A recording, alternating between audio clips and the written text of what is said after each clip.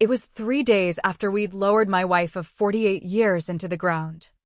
The scent of lilies from the funeral still clung to the curtains in our modest ranch-style home in suburban Sacramento. I'd been sitting in Lan's favorite armchair, the one with the worn floral pattern she'd reupholstered herself twice over the decades, staring at her half-finished crossword puzzle on the side table. The pencil lay right where she'd left it. Mid-clue. 48 years of shared mornings, quiet evenings, and unspoken understandings gone in a blink from that sudden stroke. Then the doorbell rang, sharp and insistent, pulling me from the fog. I opened it to find my son, Min, standing there with his fiancée, Emily. No hug. No, how are you, Dad? Just a clipped nod and, we need to discuss the house. My chest tightened, but I stepped aside, letting them in. Emily's eyes darted around the room like she was appraising an estate sale, her designer watch glinting under the kitchen light. I poured coffee slowly, deliberately, watching the steam rise like unspoken accusations. They thought sorrow had dulled my edges. They had no clue what Lon had entrusted to me or the storm I was brewing inside. Min had changed in the 6 months since he'd met Emily. Before her, he'd been the son who dropped by for Lunar New Year dinners, helping Lon in the kitchen with her faux recipe passed down from her mother in Hanoi. We'd come to America as refugees in the 70s. Built this life from nothing, me as a civil engineer for the state, Lon teaching English to immigrant kids in the public schools. Min grew up hearing stories of sacrifice, of family bonds forged in hardship. But Emily, with her real estate background and sharp ambition, had shifted him. Calls turned to texts about career moves and investing in the future. Now, here they were, seated at the table where Lon had graded papers late into the night, unfolding a stack of documents like they'd rehearsed this ambush. Dad, you're 65 now, Min started, his voice measured, like he was explaining math to a child. This place is 3 bedrooms. A big yard, too much for one person. The upkeep alone. Emily nodded vigorously, her manicured nails tapping the table.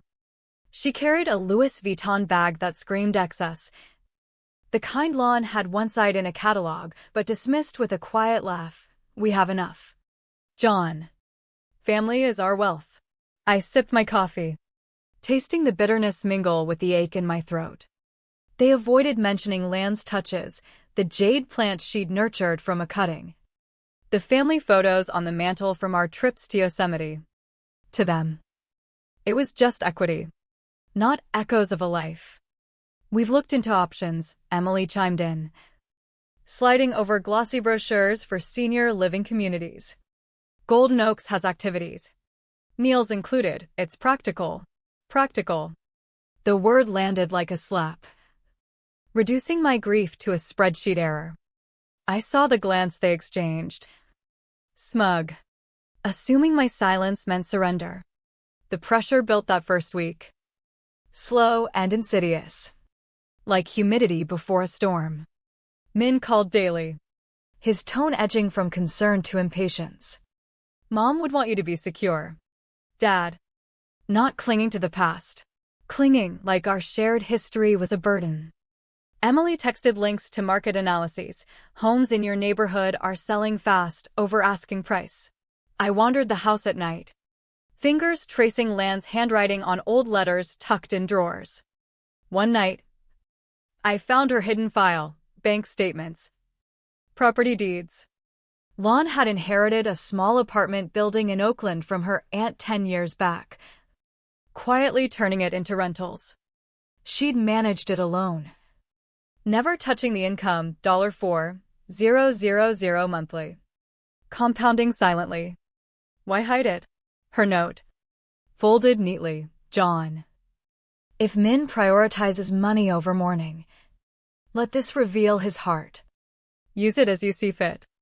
Our sacrifices were for love, not greed. My hand shook. She'd foreseen this betrayal.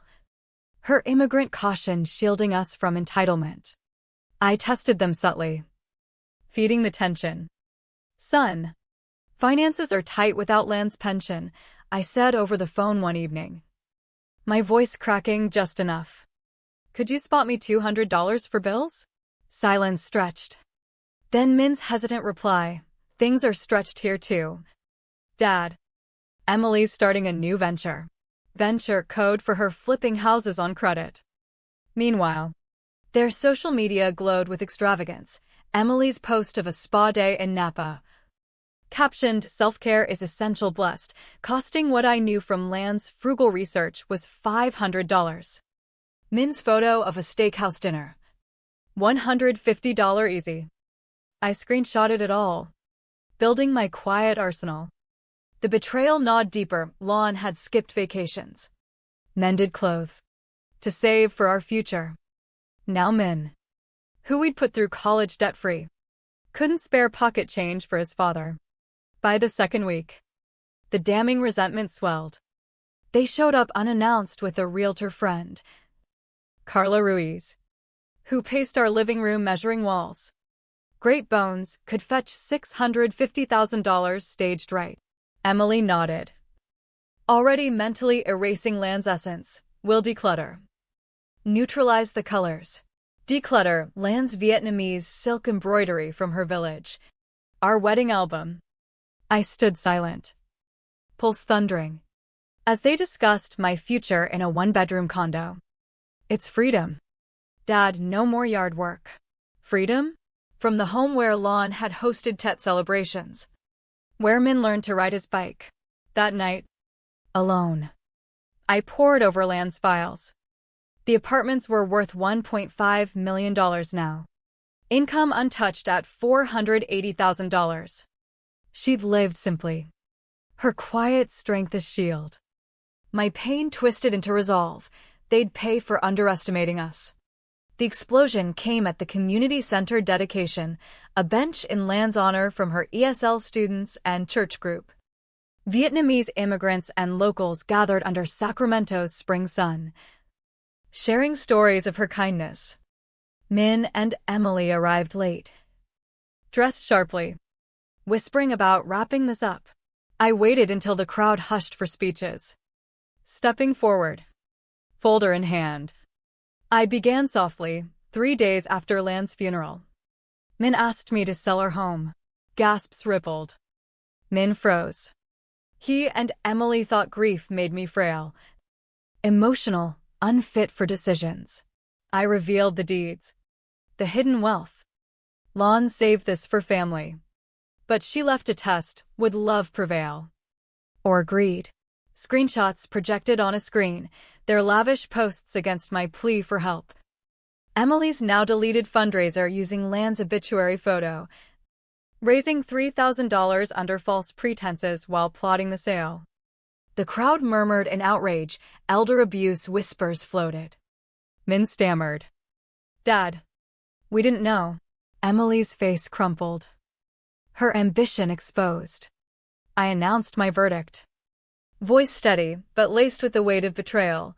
The properties and funds go to the Immigrant Education Fund Lon championed, $2 million to help families like ours start anew.